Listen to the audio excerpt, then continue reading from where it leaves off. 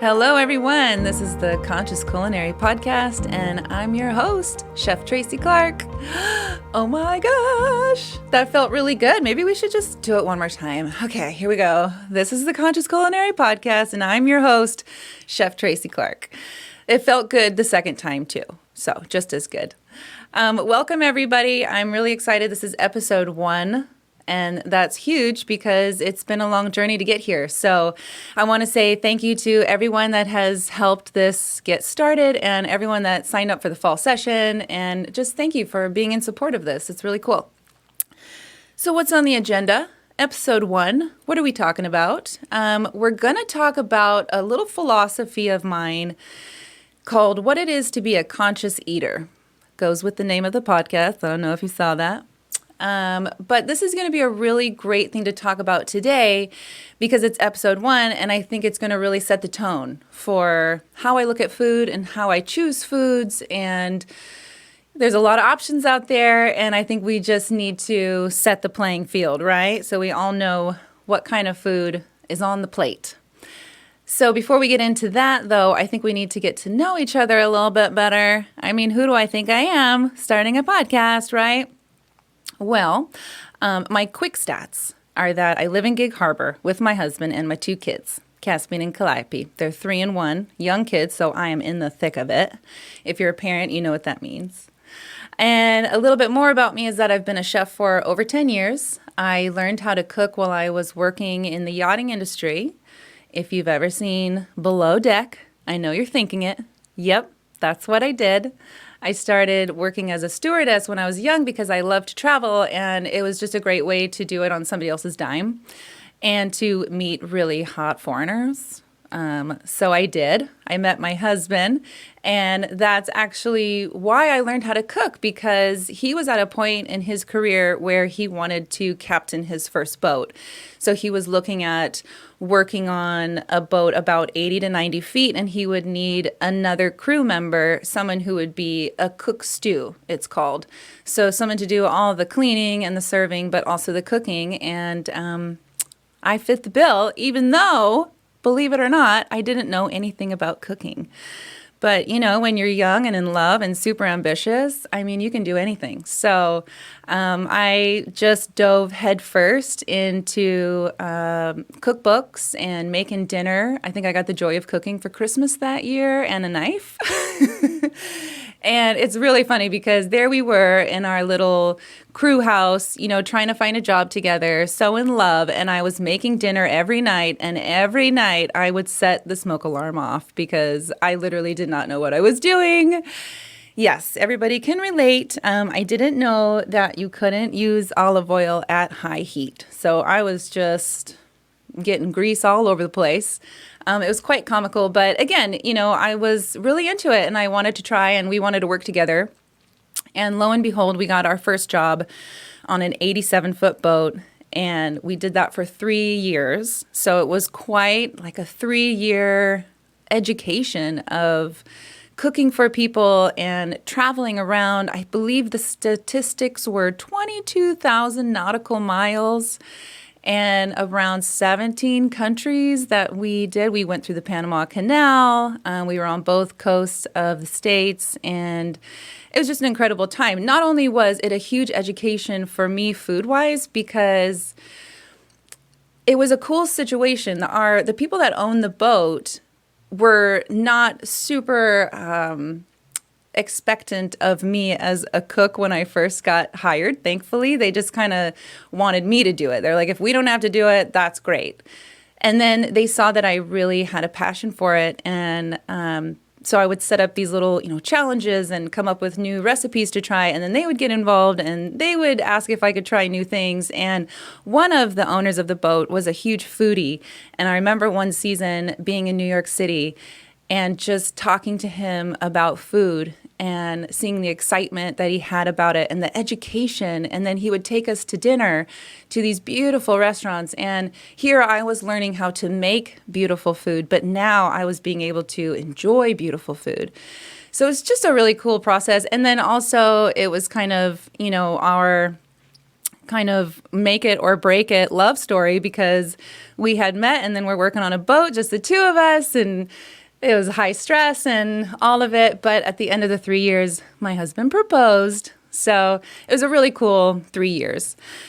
But fast forward, the last boat I was working on was 150 foot, and we had 9 permanent crew members that I was cooking for every day, and then like 10 to 20 guests, and then I was cooking really fancy stuff, and I was still doing the family style cooking, and I was doing fancy cocktail parties and breakfast buffets, and it was just the whole show, you guys. But even though it was a lot of fun, yachting always had a shelf life for me because my husband and I knew we wanted to have kids and have a home and put some roots down somewhere. So when it was time for me to leave yachting, I knew that moving forward, I wanted to share my newfound passion, going from someone that knew nothing to being a private chef on a fancy yacht. I mean, I talk about a crash course, you guys. I learned a lot in a little bit of time, and I was really able to grow in the industry. I wasn't taking any preconceived notions about what it was to be a chef or work in a restaurant. I learned and I grew within the job, so I figured out what was necessary to be successful at that job. And the challenges I faced are similar to the challenges that we all face, and so I wanted to share what I had learned. And a lot of the systems and what I came up with was basically just cooking things from scratch. When I did that and I, created my whole system of organizing my pantry. I call it the Sustainable Kitchen Pantry. Once I could kind of get a hold of that and I really got on top of the cooking and I learned a lot of the really good skills, it's like a language. And when you speak the language, you can say anything you want. And I was trying to feed a lot of people out of a small galley. I was dealing with a lot of different dietary requirements, but also a lot of dietary expectations because you have a mix of cultures on the boat. Like my husband's South African, and South Africans love curry. Not all, but a lot of them do. And a lot of the people that worked on our boat really wanted curry. So, I'm their chef and they can't cook for themselves. And so I want to give them what they want. So not just the restrictions, but the expectations as well, and the expectations of the guests and the boss, right? Then you're dealing with the budget. And also with a travel schedule and trying to go down to the Caribbean for months at a time, you're trying to think, what is everything that I need to buy before I go down? How much am I going to need? Because you don't want to be buying rice in the Caribbean. It's going to be way more expensive than it is in Florida. So a lot of challenges, but what I found was that just cooking things from scratch and cooking out of my Sustainable Kitchen Pantry allowed me to satisfy everybody's needs and to meet the challenges. So that's why when I got to Gig Harbor, Washington and set up shop and started making babies, Caspian was 1 year old and I started doing cooking lessons out of my home. It was really cool and it led to a lot of cool experiences with connecting with the community in Gig Harbor. I actually did a few private dinners at people's homes. And then I think it was a year later, I had the chance to chef at a women's wellness retreat. And that was probably one of the coolest things I ever done because it was so much like yachting, everything that I loved from that job, but not any of the stuff that I didn't like. And so I hope to do that some more. But at the time, I was 5 months pregnant with baby number 2. So even though I was really into my business and I wanted to carry it forward, I knew that I had to focus on one baby at a time. So I took a bit of a hiatus, and now that baby is 1. I don't know why I keep starting businesses when my babies are 1 year old, but I guess that's the time to do it. She's basically self-sufficient. So here we are. We're getting back to the business. It's got a new name, Conscious Culinary, a new website, consciousculinary.org, and we're launching this podcast. So it's really exciting, and it's really perfect because I've wanted to do a podcast for a long time, but coming back to my passion and wondering how I can connect with people, things have changed. I don't know if you've noticed, but the world looks a bit different now. And I don't think anybody's going to be signing up for cooking lessons in my home, which is fine because I've also changed, becoming a mom of 2 children and growing in myself and growing through this pandemic. I just think this podcast is like the coolest thing we could be doing right now because I can still share my passion for cooking and everything that I learned and really help you with some skills and techniques and recipes, but also share my love for how food can connect us to ourselves, connect us to our families, our communities, and how our decisions can really have a ripple effect. So let's talk about that because that's what we're going to be talking about on the Conscious Culinary Podcast is how our decisions affect our bodies.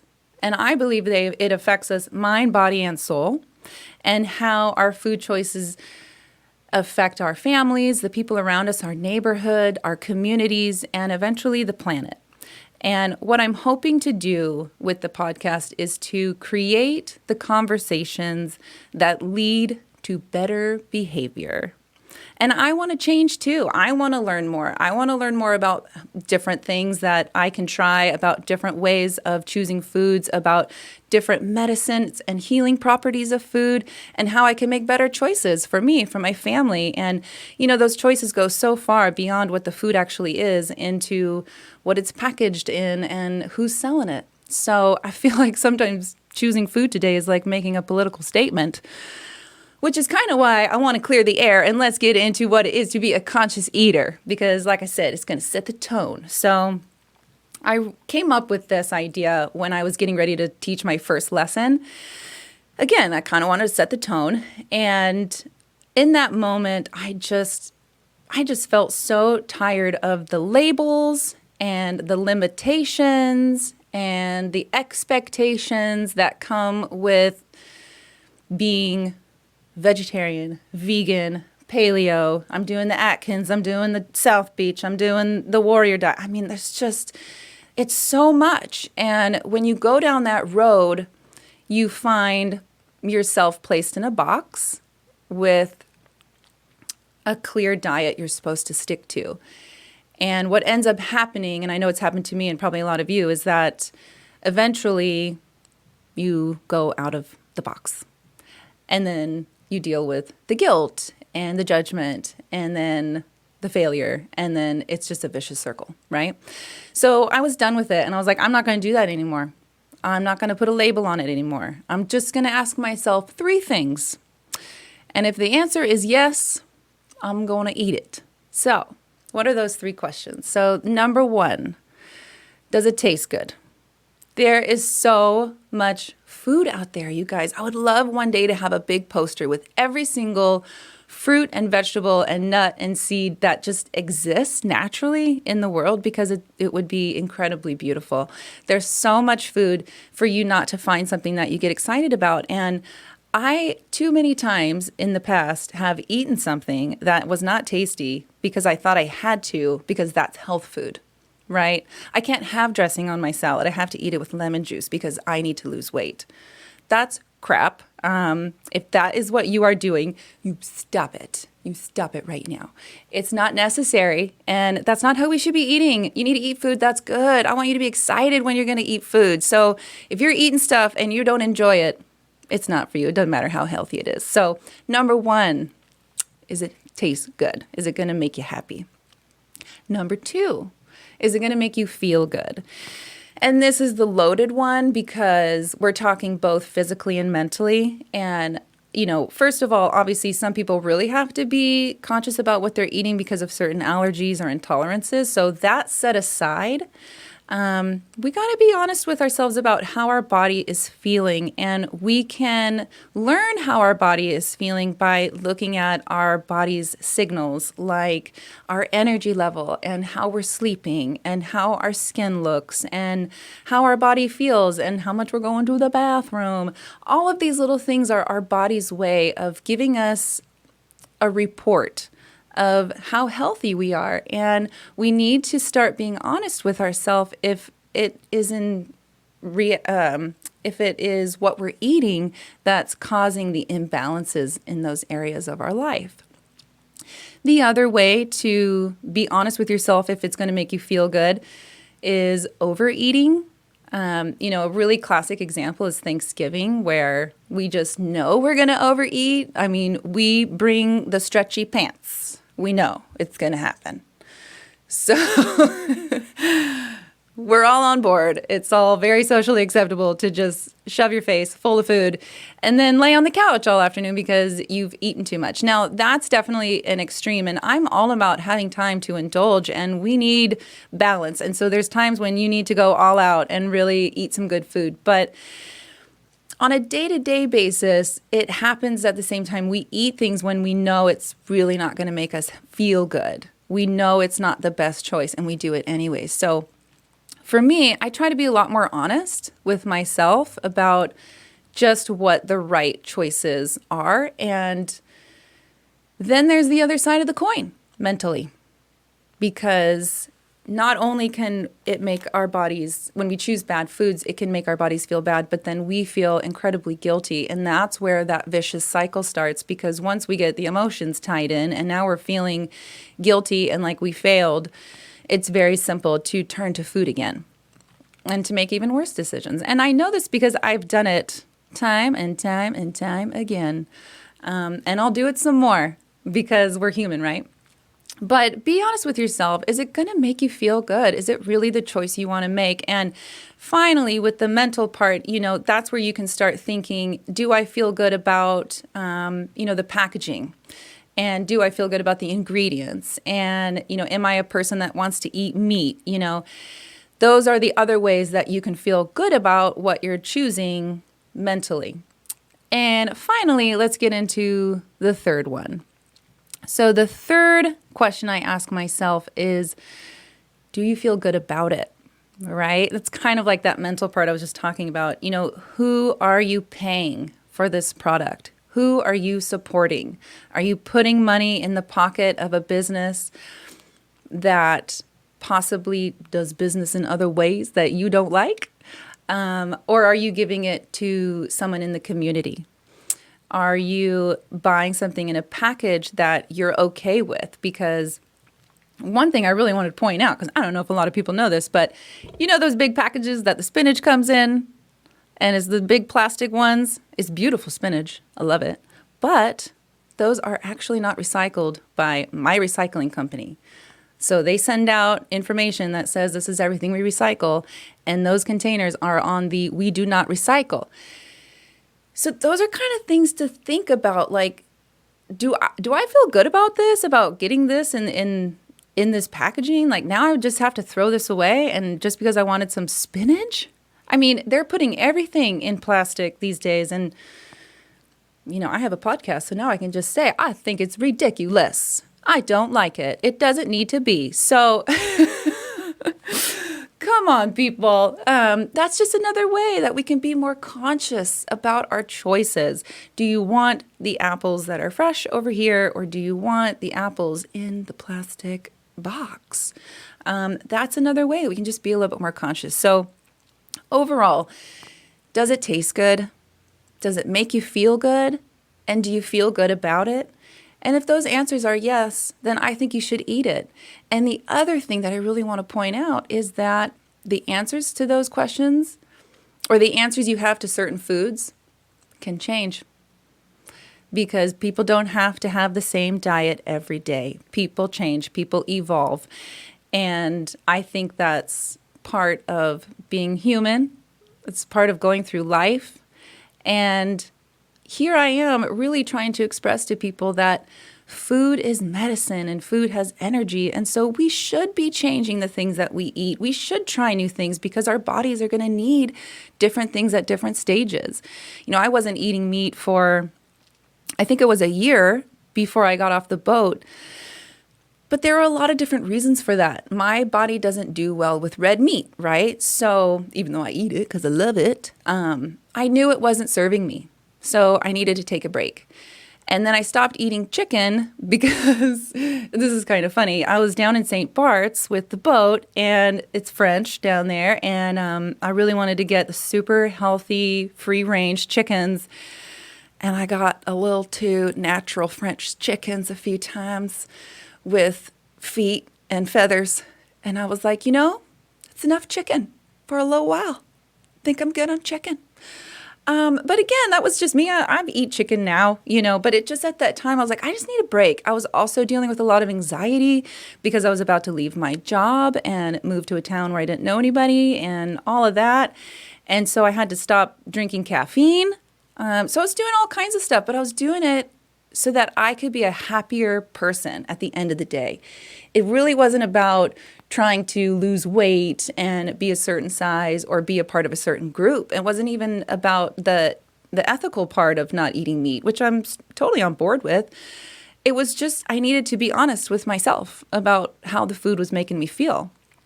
But then when I was pregnant, I was getting down on some bacon cheeseburgers. Oh, so good. And I would just say, the baby wants it. It's not me, the baby. But you know what? I think that's okay. And now I'm definitely at this point in my life where I'm like, you know what? I really feel like I want to cut out pork. I don't know. I'm not feeling very good when I eat it. So, all in all, moving forward, people, like what I want you to know is you can change and grow and you can try different things and you don't have to have a label and you just have to take care of yourself. And if you're eating things that taste good, that feel good, and you feel good about, then I think you're going to be safe. I think you're going to be good. So moving forward, this is episode 1. We've got a few more coming your way. I want to share with you some of the things that we will be talking about just so that you can get a better idea of what the show is going to be. Some of our next episodes are going to be about Ayurveda. Ayurveda is something that I am still learning about and am fascinated by. It literally means the science of life, the study of life. So looking at life from all different aspects. I'm going to have someone with me to help share information about this because, as I said, I am still learning myself. Later on, we're going to do a podcast on eating for your chakra. How cool does that sound, right? Food totally has energy. And if we pick the right ones, we can actually help balance our bodies. And it's going to be really fun getting into that because I did a chakra series a few months ago with the ladies who run the retreat. And it was just really fun to get our passion across to people in this new pandemic arena that we're in and do online. So we're going to do an episode on the chakra. And moving forward, I just want to create more conversations about what's in food, what's in other products that we're not aware of, the recycling thing. What's with the recycling? What's really recycled? That's what I want to know. And if there are any questions that you guys have, I want you guys to tune in and let me know and pose questions and say, let's find out who wrote this book. Let's find out what's going over here with this farm. Can you tell me where our local farmers are? Can you tell me where I can buy more food from my local communities? Can you tell me what grocery stores are selling the local food? That's really important. That's something that I want to know too. And just breaking down the stereotypes and the myths surrounding food. So I'm really looking forward to having this experience with you guys and moving forward with the podcast. It's Conscious Culinary, and I think it's going to be a fun thing to do together. We're going to let you go, and I will see you on episode 2.